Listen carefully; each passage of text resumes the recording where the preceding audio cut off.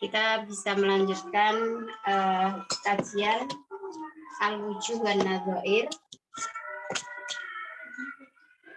Pada pertemuan kali ini kita lanjutkan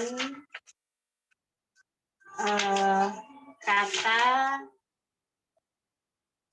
ahad ya. Ya. Jadi kita 2 pekan lalu itu sudah membahas kata ahad, makna ahad dalam Quran. Jadi yang pertama, ahad itu merujuk kepada Allah, seperti kata ayah sabu alayya qadira alaihi ahad. Ayah sabu alam yarohu ahad. Nah ini di kitab yang sudah ada di slide-nya itu ya. Nah kemudian wajah yang kedua, ahad itu bermakna nabi. Ya, jadi merujuk kepada nabi itu seperti pada kata wala nuti'u fikum ahadan abada. Dan surat Al-Imran intus aiduna wala talbuna ala ahad. Kemudian wajah yang ketiga, ahad itu berarti Bilal bin Hamamah. Waktu itu saya sudah menjelaskan siapa Bilal bin Hamamah itu, yang kita kenal juga Bilal bin Rabah, yaitu seorang budak ya, seorang budak dari Habasyah. Habasyah itu sekarang di Ethiopia, di Afrika ya, di Afrika. Nah dia setelah dia mungkin melakukan perjalanan atau bagaimana sampai ke negeri Arab. Nah itu dia dalam status sebagai budak, lalu dia dibebaskan oleh Abu Bakar As-Siddiq. Nah, maka di sini kita lihat ada kata wal wajhu tsalits ahad, yakni Bilal bin Hamamah. Ya, Hamamah ini nama ibunya ya. Kalau sering kita mendengarkan Bilal bin Rabah. Nah, Rabah itu bapaknya, kalau Hamamah itu ibunya. Muadzinun Nabi Shallallahu Alaihi Wasallam. Ya, jadi dia adalah seorang muadzin, juru azannya Rasulullah. Nah, seperti di surat wa mali ahadin, itu di surat Al-Lail ya, tidak salah. Ayat 19. Ya, surat Al-Lail ayat 19. Jadi walaili idza yaghsha wan nahari idza tajalla, dan terusnya itu wa ma khalaqadz dzakar wal untha inna sa'yakum lasyatta. Lalu ada fa'amman a'ta wattaqa wasaddaqa bil husna fasanuyassiruhu lil yusra wa amman kadzdzaba wa tawalla wa kadzdzaba bil husna fasanuyassiruhu lil usra.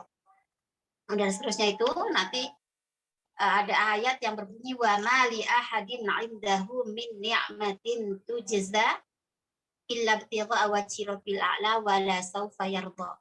Nah, kata ahad di situ merujuk kepada seorang yang bernama Bilal bin Hamamah. Karena ini kalau baca asbabun nuzulnya, ayat ini berkaitan dengan pemerdekaan budak ya, dari Abu Bakar As-Siddiq memerdekakan Bilal bin Rabah.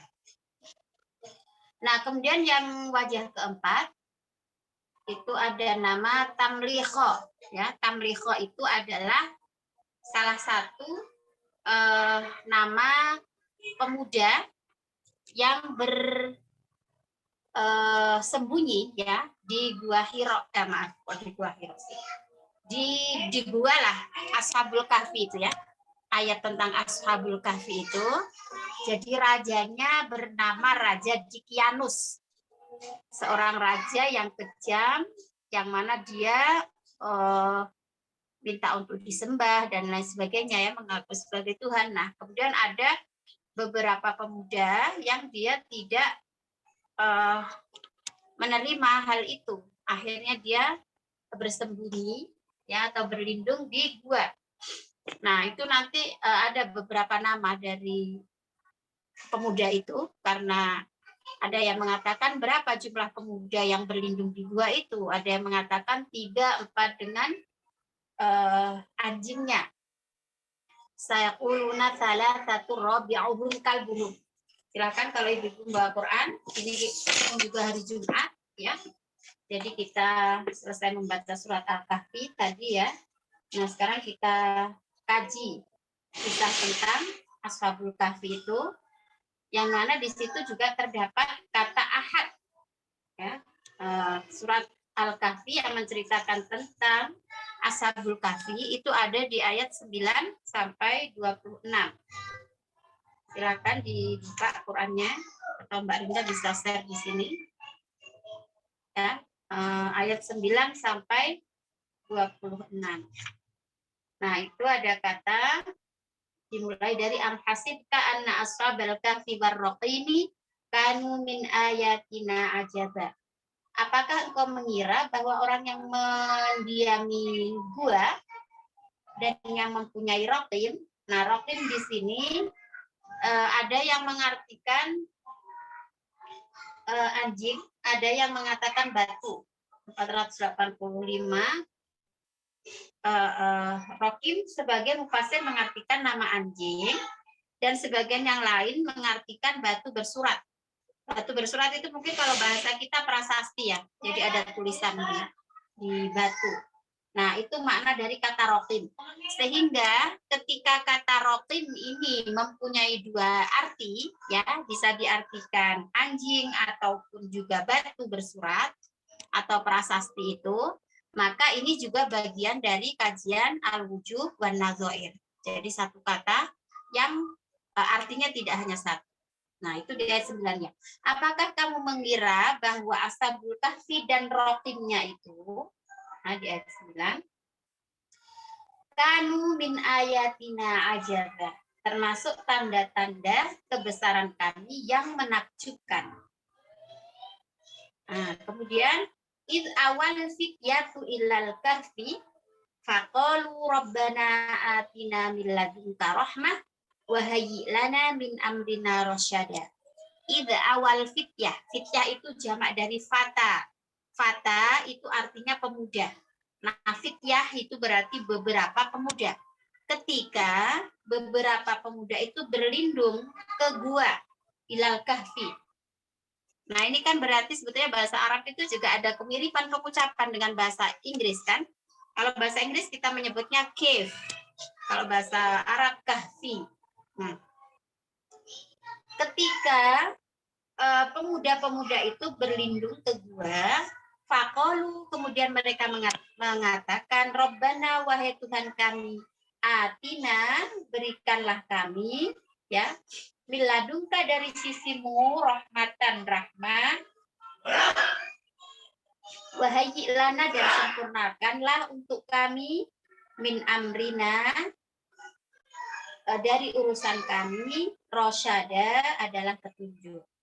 Nah, inilah doa pemuda-pemuda yang berlindung dalam dua itu. Mereka mengatakan, Rabbana atina min ladunka rahmah wa hayyi lana min amrina rasyada. Ya Tuhan kami, berikanlah rahmat kepada kami dari sisimu dan sempurnakanlah petunjuk yang lurus bagi kami dalam urusan kami. Nah, kemudian ayat berikutnya mengatakan apa? Tsumma ba'atnahum lina'lama ayyul hizbaini ahsa lima labitu amada. Nah, itu kan dari ceritanya kan mereka tertidur ya. Selama 309 tahun. Nah, itu. Kemudian kami bangunkan mereka. Fadorobna dulu ya. Fadorobna ala adanihim fil kahfi sinina adada. Maka kami tutup telinga mereka di dalam gua itu, doroba. Nah, ini lagi, doroba itu kan asli artinya memukul. Ya kan? Kalau jadi ada kalau kita belajar nahwu itu biasanya contoh yang paling sederhana itu adalah misalnya doroba Zaidun al-kalba. Zaid memukul anjing. Nah, itu satu arti dari kata doroba itu berarti memukul. Tetapi doroba ini juga mempunyai macam-macam arti. Nah, inilah masuk dalam pembahasan buku atau kitab ini ya, Al-Wujuh wan Nadhair. Sehingga doroba itu bisa diartikan memukul. Bisa diartikan misalnya di surat Al-Kahfi juga ini, nanti bisa dicek di ayat 30, ayat 32 ya. Itu kan wadrib lahum mathalar rajulaini. Wadrib itu akar katanya sama, doroba. Tapi di situ tidak berarti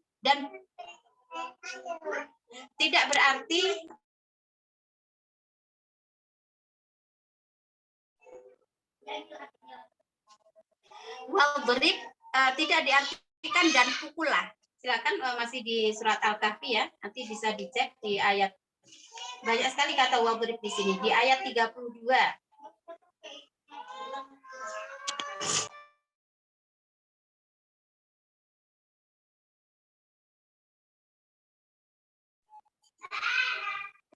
Misalnya di ayat 32 itu ada kata wadrib.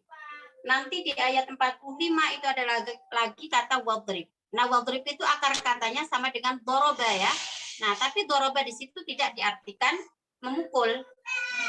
Nah, diartikan kalau yang di surat Al-Kahfi ayat 32 maupun ayat 45 itu artinya dan buatlah perumpamaan. Nah, jadi artinya membuat perumpamaan itu doroba. Nah, jadi itu. Nah, kemudian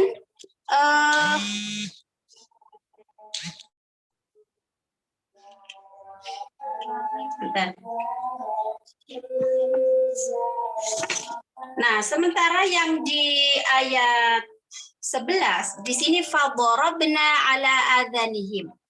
Di sini tidaklah diartikan kami memukul telinga-telinga mereka, tidak begitu. Kembali lagi ke ayat 11, Mbak. Fadharabna ala adhanihim. Nah, dharaba di sini artinya kami tutup telinga mereka fil kahfi di dalam gua sinina selama beberapa tahun ya. Ada dan bilangan. Nah, ada dan di sini artinya bilangan. Maknanya Allah menutup telinga mereka itu adalah menidurkan mereka. Fadharabna ala adhanihim fil kahfi sinina adada. Kami tutup telinga mereka beberapa tahun di dalam gua itu. Nah, Allah menidurkan mereka selama 309 tahun. Nanti bisa kita lihat di ayat 25. Nah, sehingga mereka tak dapat dibangunkan oleh suara apapun. Nah, karena ditidurkan oleh Allah selama sekian ratus tahun itu, nah, maknanya kan telinganya itu ditutup karena mereka tidak bisa mendengar. Nah, lalu summa ba'atsnahum lina'lama ayyul hizbaini ahsa lima labithu amada. Ba'atsa artinya membangkitkan atau membangunkan. Kemudian kami, makanya hari akhir nanti ya, hari kiamat ketika kita dibangunkan dari alam kubur, itu disebut dengan yaumul ba'ats. Ya, ba'atsa itu membangunkan atau bisa mengangkat ya. Nah, itu lagi. Jadi kita membahas wujuh wan nadhair itu bukan hanya membahas contoh yang ada di kitab yang sedang kita bahas, tetapi bisa juga merambah pada masing-masing kata yang kita baca dari ayat tersebut. Misalnya tadi doroba, itu kita temukan nanti artinya bukan hanya memukul, tetapi bisa membuat contoh, kemudian menutup telinga, bisa juga apa misalnya, banyak kata doroba itu. Nah, begitu juga dengan kata ba'asa. Ba'asa ini bisa berarti membangkitkan, membangunkan, bisa juga mengutus ayat yang cukup populer ya, itu kan hadis Nabi yang mengatakan innama bu'itsu liutammima makarimal akhlak. Sesungguhnya aku diutus untuk menyempurnakan akhlak. Nah, itu hadis Rasulullah yang cukup populer. Bu'itsu. Nah, bu'itsu itu dari kata ba'ata. Nah, dari sini aja kita temukan ba'ata apa saja artinya. Bisa mengutus, ya, bu'itsu. Bisa mengangkat, misalnya ba'atsallahu nabiyya, misalnya ya, mengangkat, mengutus sebagai nabi. Kemudian ba'atsa membangunkan juga bisa, atau membangkitkan. Nah, itu. Nah, kalau di sini tsumma ba'atsnahum, lalu kami bangunkan mereka lina'lama, untuk mengetahui ayyul hizbaini. Manakah di antara kedua golongan itu? Kedua golongan itu adalah pemuda yang berselisih tentang berapa lama mereka tinggal dalam gua itu. Nah, jadi setelah mereka terbangun, itu mereka berselisih. Kita ini tidurnya berapa lama ya? Nah, nanti di ayat berikutnya disebutkan, ada yang mengatakan, oh kita itu tidur cuma semalam, 2 malam. Oh, cuma 3 hari, 4 hari, misalnya gitu. Nah, ternyata mereka itu juga berselisih, karena mereka merasa tidurnya hanya sebentar. Tapi ternyata Allah tidurkan mereka selama 350 tahun. Nah, itu. Jadi di ayat ini mengatakan, lalu kami bangkitkan atau kami bangunkan mereka untuk mengetahui ayul hizbaini, jadi golongan mana dari dua itu ahsa lima labitu amada, yang lebih tepat ya, ahsa lebih tepat, lima labitu dalam menghitung ya, ahsa lebih tepat dalam menghitung, lima labitu berapa lama mereka tinggal, amada ya, dalam gua tersebut, yang lebih tepat dalam menghitung berapa lamanya mereka tinggal dalam gua itu. Nah, jadi ahsa ini sendiri nanti ada di kajian di kitab ini ya. Ahsa itu nanti sepertinya ada di setelah ahapo, kita kan membahas ahad kan ini. Setelah ahad itu nanti masuk pada kosakata ahapo. Setelah ahapo itu nanti masuk di kosakata ahsa. Nah, ahsa itu juga mempunyai beberapa wajah artinya, ya. Misalnya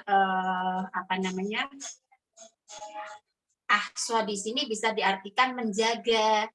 Ahsa itu bisa diartikan juga menulis, ya. Ahsa itu bisa diartikan juga mengetahui. Ahsa itu bahkan bisa berarti bersyukur, ya, atau menghitung.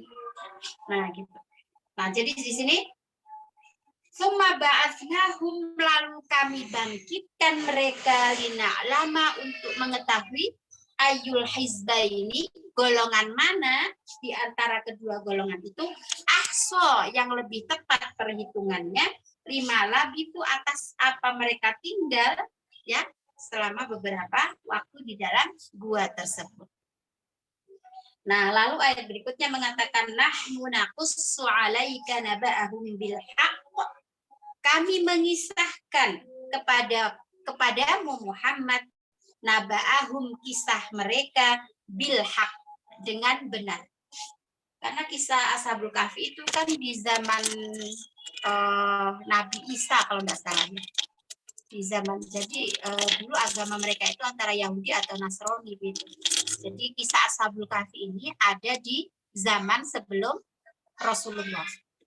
Maka ada yang mengatakan asbabun nuzul dari ayat ini, surat Al-Kahfi ini, adalah ketika Rasulullah awal-awal diutus sebagai Rasul ya, atau ketika hijrah ke Madinah gitu ya. Itu para rahib, para pendeta itu bertanya, karena mereka kan masih terus menyaksikan atau meragukan kerasulan Muhammad, maka mereka kemudian mengatakan, coba tanya deh, Muhammad itu bisa nggak kalau ditanya tentang cerita Ashabul Kahfi, kemudian ditanya tentang apa arti ruh, gitu ya. Kemudian satu lagi itu cerita apa ya? Ada 3 pertanyaan yang diajukan oleh rahib atau para pendeta gitu ya kepada Rasulullah. Nah, kira-kira dia bisa menjawab apa tidak? Ya, kemudian Allah menurunkan ayat ini dengan mengatakan bahwa kami mengisahkan kepadamu wahai Muhammad naba'ahum, cerita mereka, cerita Ashabul Kahfi atau penghuni gua ini bil haqq, dengan benar. Innahum, sesungguhnya mereka fityatun, pemuda-pemuda, tadi jamak dari fata ya. Amanu, mereka beriman, birabbihim, pada Tuhan mereka, wazidnahum, dan kami tambahkan pada mereka hudan, petunjuk. Nah, itu kemudian warabatna ala qulubihim idh qamu faqalu rabbuna rabbus samawati wal ardi lan nad'u min dunihi ilaha laqad qulna idzan syatata. Nah, ini nanti terjemah atau tafsirnya bisa ibu-ibu baca sendiri ya. Nah, ini nanti kita langsung masuk pada kata ahad itu tadi. Nah, jadi langsung ke ayat 19. Langsung ke ayat 19, Mbak Rinda. Nah, wa kadzalika ba'atsnahum liyatasaalu bainahum qala qailum minhum kam labithtum. Nah, ini tadi perselisihan mereka. Kalau tadi di ayat depan tadi kan dikatakan summa ba'atsnahum lina'lama ayyul hizbain kan. Itu tadi mereka akan berselisih.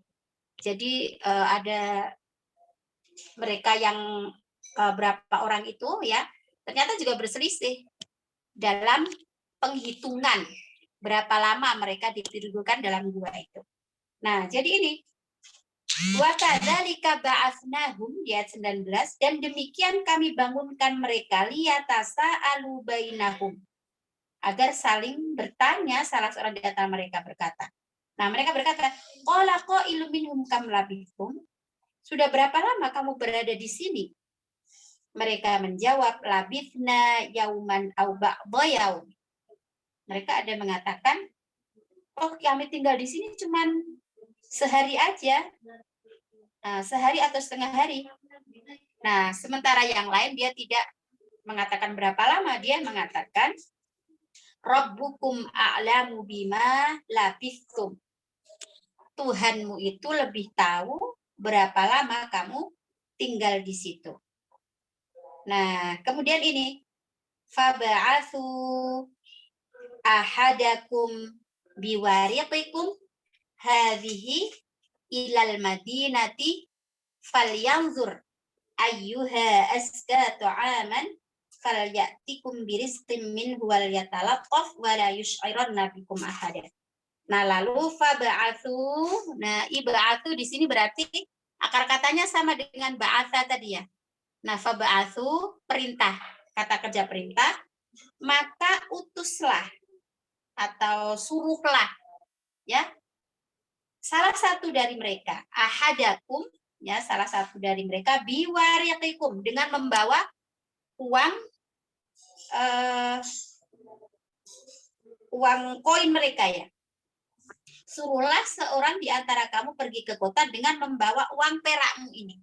Nah, jadi wariq di situ artinya uang perak. Nah, lagi-lagi kita ketemu dengan kata apa? Wujuh wan nadzairnya ketemu lagi. Wariq atau warok itu bisa berarti daun. Ya. Di surat apa itu yang ayat tentang daun yang gugur itu ya, Allah pun mengetahui hal itu misalnya. Nah, itu ada kata warok atau wariq.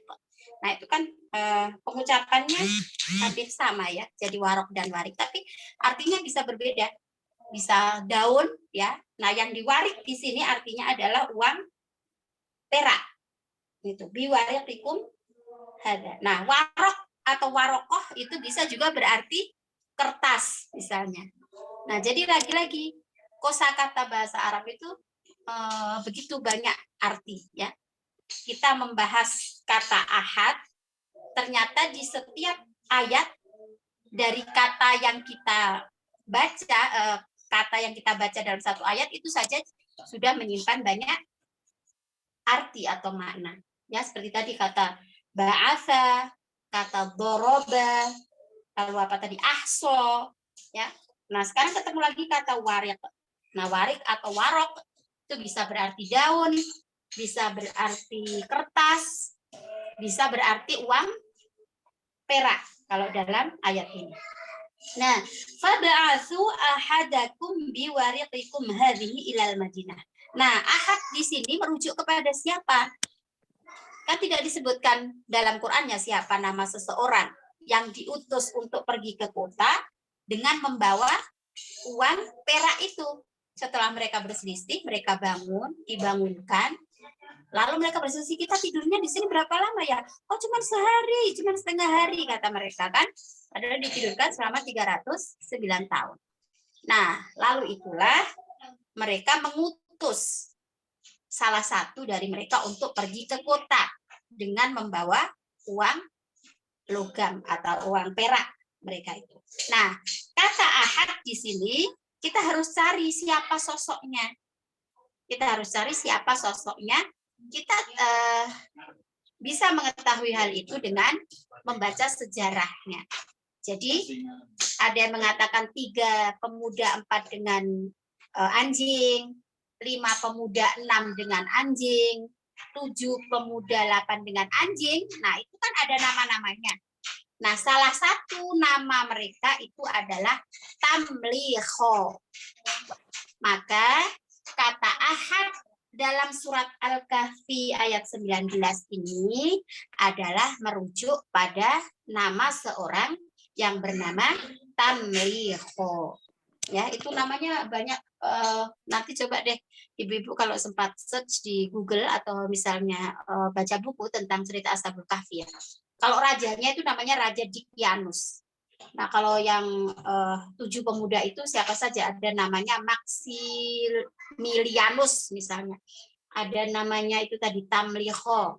Ada namanya siapa? Saya nggak hafal dari namanya. Tapi di sini maknanya yang diperintahkan untuk mencari atau membeli makanan lah atau apa ya, pergi ke kota lah intinya dari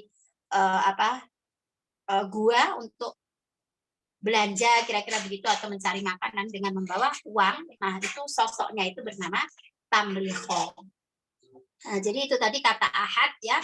1, wajah pertama merujuk kepada Allah, yang kedua kepada Nabi, yang ketiga ahad itu bisa merujuk kepada seorang yang bernama Bilal bin Robah atau Bilal bin Hamamah, karena ayat yang turun itu berkaitan dengan pemerdekaan Bilal bin Robah ya oleh seorang sahabat dan khalifah Rasul pertama yaitu Abu Bakar As-Siddiq. Itu ada di surat Al-Lail.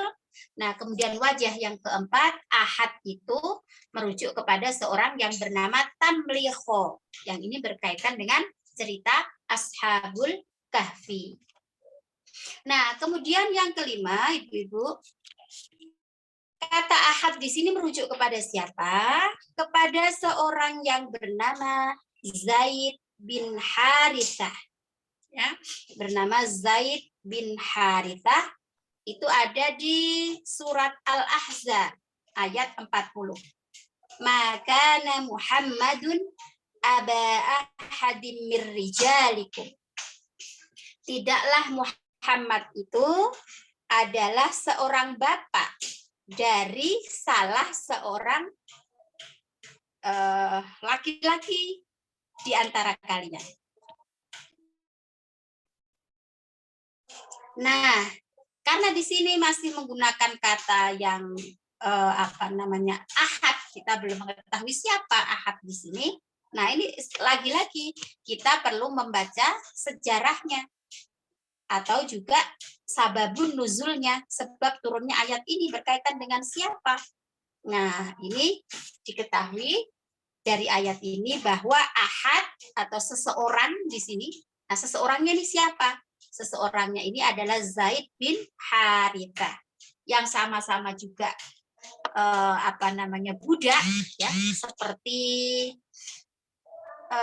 Bilal bin Robah tadi. Nah, Zaid bin Haritha inilah anak angkat Rasulullah. Mari kita coba baca ini. Zaid bukanlah anaknya, maka tidak diharamkan baginya untuk mengawini bekas istri anak angkatnya, yaitu Zainab.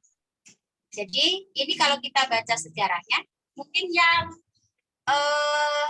punya buku Perempuan Menggugat Al-Quran Menjawab, ya buku saya itu, ada di cerita tentang Zainab binti Jahash, ya. Zainab binti Jahash ini yang dikatakan pernikahan mendapat restu dari langit, gitu ya. Jadi di kisah perempuan-perempuan dalam Al-Quran itu ada nama sosok Zainab binti Jahash, yang itu adalah sepupu Rasulullah, di mana dia adalah seorang bangsawan yang dinikahkan oleh Rasulullah dengan anak angkatnya yang bernama Zaid bin Harithah itu. Nah, yang bernama Zaid bin Harithah, dia budak ya, dinikahkan dengan putri bangsawan. Nah, itu kemudian ya dalam perjalanan hidup berumah tangga ada ya mungkin konflik-konflik atau apa ya, masalah-masalah yang tidak bisa diselesaikan sehingga penyelesaiannya dengan bercerai ya. Akhirnya kemudian mereka bercerai dan Rasulullah lalu menikahi mantan ya istri dari Zaid bin Haritha ini. Nah, jadi Zaid bin Haritha ini adalah anak angkat Rasulullah yang waktu itu diingatkan bahwa anak angkat itu bukanlah anak sesungguhnya begitu. Karena Rasulullah itu pernah dipanggilnya Zaid bin Muhammad. Jadi Zaid ini pernah dia mendapatkan julukan atau dipanggil dengan Zaid bin Muhammad. Nah, lalu turunlah ayat ini yang mengatakan bahwa makana Muhammadun aba ahadin mir rijalikum. Jadi Rasul ini bukanlah bapak dari Zaid bin Haritha. Maka Zaid bin Haritha ini ya tetap dikasih nama Zaid bin Haritha, jangan kasih nama Zaid bin Muhammad karena dia bukan anak kandung.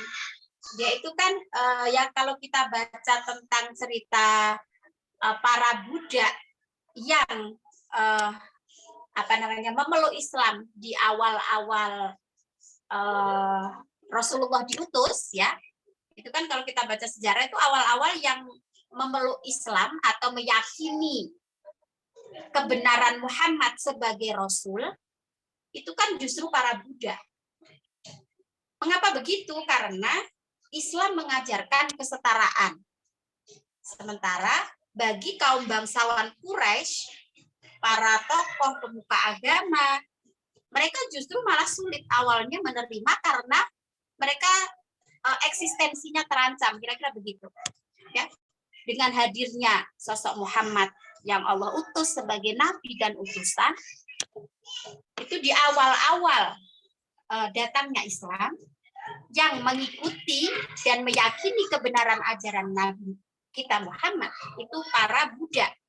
Ya, ini ada nama Zaid bin Haritha, kemudian ada nama itu tadi Bilal bin Robah, ada nama Suhaib bin Sinan. Suhaib bin Sinan ini adalah seorang sebetulnya dia putra bangsawan juga dari Persia ya. Tapi kalau di dalam kisahnya itu dikisahkan waktu itu terjadi peperangan antara Persia dan Romawi ya. Nah, kalau perang itu kan biasanya nanti kan wanita-wanita, anak-anak ditawan kan. Ditawan karena waktu itu Persia yang kalah ya. Nah, salah satu dari mereka itu ada keluarga Suhaib bin Sinan ini.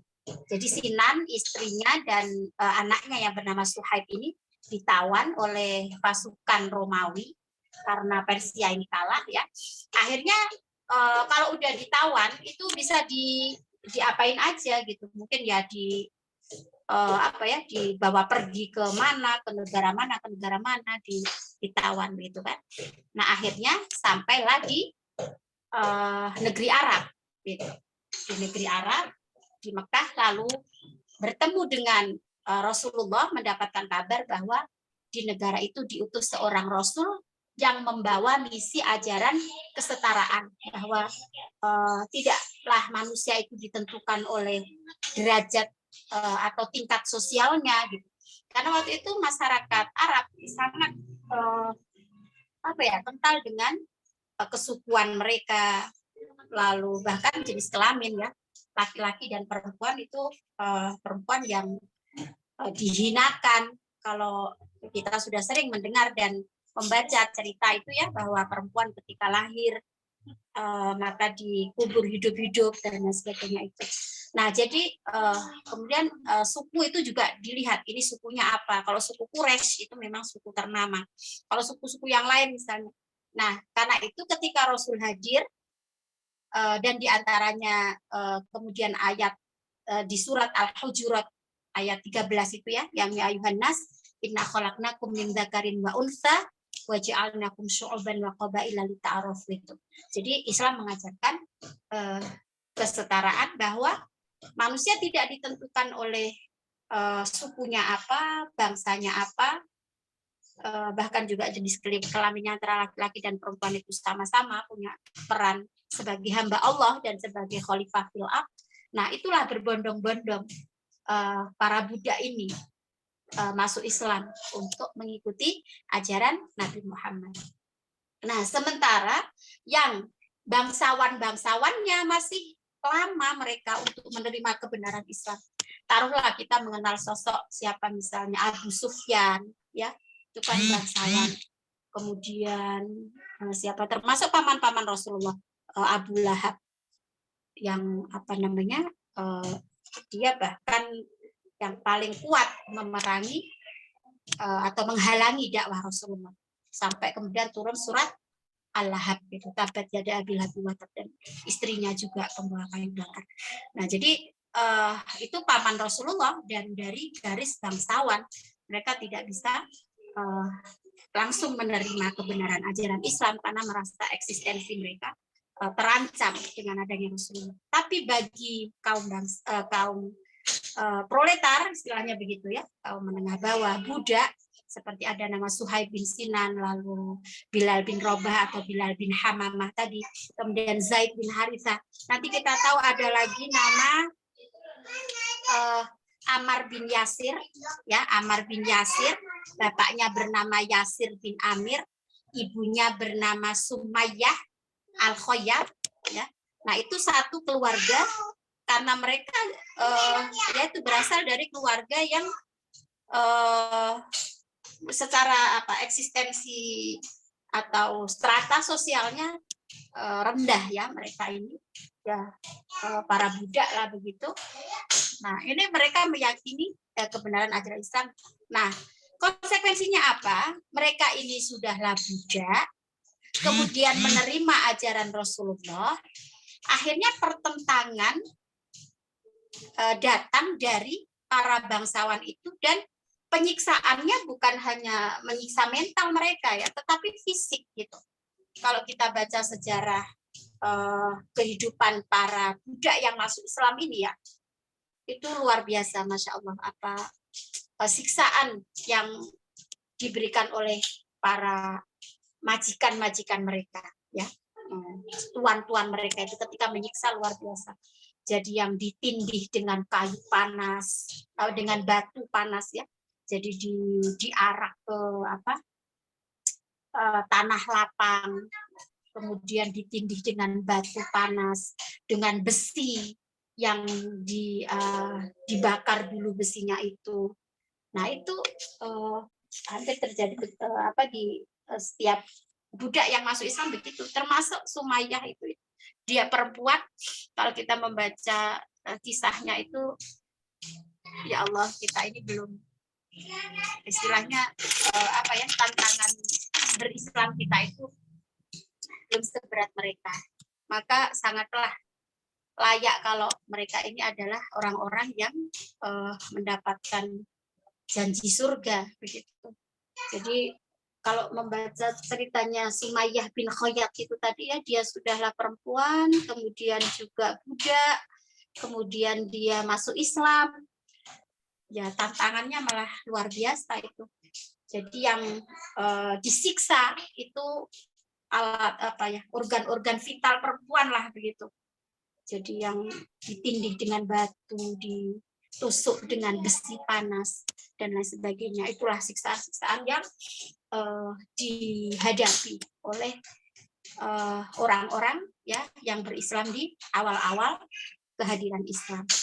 Nah, itu tadi jadi cerita Zaid bin Harithah adalah salah seorang budak yang dimerdekakan oleh Rasulullah, kemudian diangkat sebagai putranya, lalu orang-orang menganggap bahwa Zaid bin Harithah ini sebagai anak Nabi ya, lalu diberikan julukan Zaid bin Muhammad. Lalu ayat Quran turun mengatakan Muhammad itu tidaklah bapak dari seseorang lelaki di antara kalian.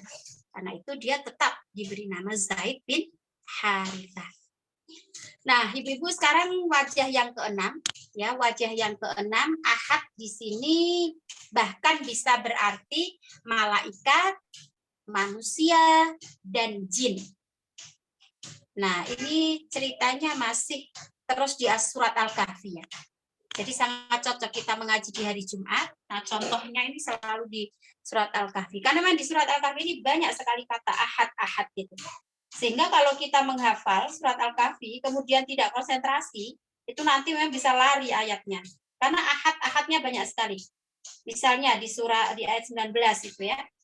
Kalau di ayat 19, wa kadzalika ba'atsnahum liyatasaalu bainahum. Nanti terakhirnya ditutup birisqim minhu wal yatalattaf wa la yush'iranna bikum ahada. Nah, nanti ada lagi di ayat 22. Fala tumari fihim illa mira'an zahiran wa la tastafti fihim minhum ahada. Ketemu ahada lagi. Nanti di ayat 26 ketemu lagi. Wala yusyriku fi hukmihi ahada. Jadi ahada terus itu. Nah, di ayat 42 misalnya. Wa yaqulu ya laitani lam usyrik bi rabbi ahada. Nah, ini Mbak Rinda sudah mengumpulkan. Ada di ayat berapa saja? 22, 26, 32 sih dan seterusnya itu. Nah, nanti di ayat 49 ada lagi wala yadhlimu rabbuka ahada. Rasanya bahkan sampai ayat akhir ini ada kata ahad sampai di ayat sampai ditutupnya pun dengan kata ahad. Ayat yang insya Allah cukup sering kita dengar ya. Qul innama ana basyarum mithlukum yuha ilayya annama ilahukum ilahu wahid. فمن كان يرجو لقاء ربه فليعمل عملا صالحا ولا يشرك بعبادة ربه أحدا. Jadi begitu banyaknya kata ahad, ahadun, ahadan, ahadin ya di surat Al-Kahfi ini. Nah, ini ahada ini selain bermakna atau merujuk pada Allah, Nabi Muhammad, Bilal bin Hamamah atau Bilal bin Robah, lalu Tamliho, ya Zaid bin Harithah. Nah, ahad di sini bisa juga merujuk maknanya pada malaikat, manusia, dan jin. Seperti di surat Al-Kahfi ayat 110. Itu tadi sebagai penutup tadi ya. Qul innama ana basyarun. Katakanlah Muhammad, innama sesungguhnya aku basyarun hanyalah seorang manusia, mithlukum seperti kalian, yuha ilayya diwahyukan kepadaku, maknanya adalah aku ini menerima wahyu, annama ilahukum ilahu wahid, bahwa sesungguhnya Tuhan kamu adalah Tuhan yang maha esa. Ilah wahid.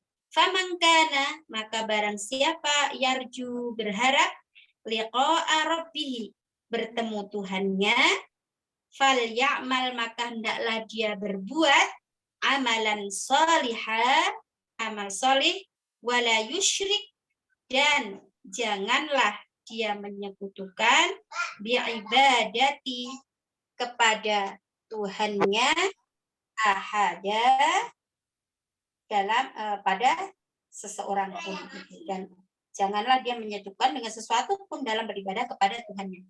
Nah, jadi menyekutukan di sini janganlah menyekutukan Allah itu dengan malaikat, dengan manusia, dengan jin, atau mungkin dengan yang lain. Nah, kemudian wala usyriku bi rabbi ahada. Begitu juga di ayat 38. Ya. 38 kata ahad di sini juga bermakna malaikat, manusia, dan jin. Baik, masih ada 2 lagi. Saya lanjutkan sampai selesai ya.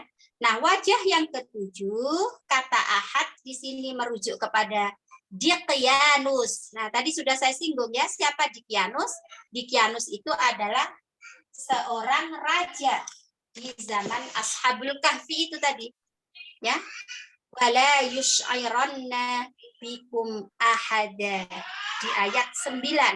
Nah, ahadanya di sini merujuk kepada rajanya yang bernama Dikyanus. Nah, coba itu dibaca di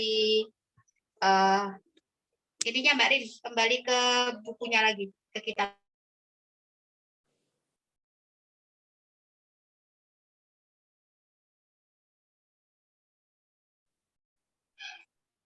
Nah, jadi siapa Dikyanus? Bisa dilihat di footnote. Malikun min muluki Faris. Jadi raja, salah seorang raja dari raja-raja Persia.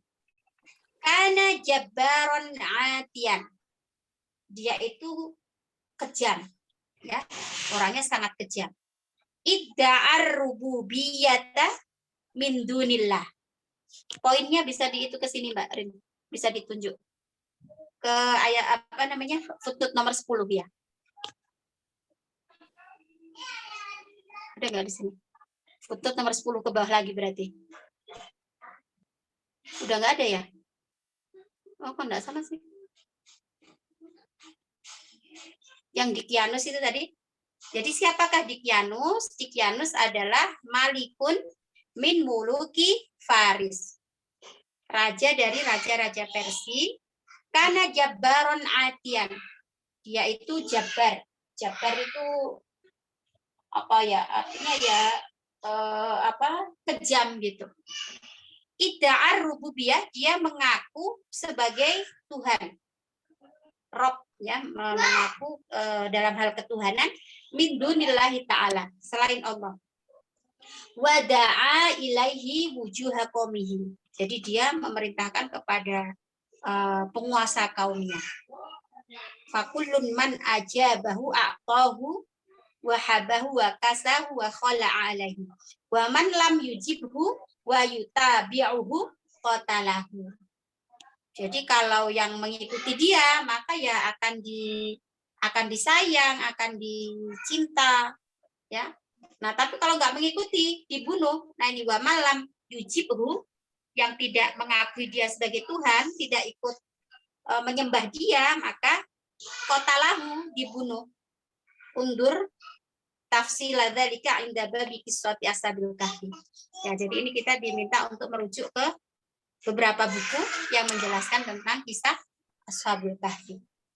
Nah, jadi itu tadi ya, wajah yang ketujuh, kata ahad bisa berarti atau merujuk kepada seorang yang bernama Dikyanus, yaitu raja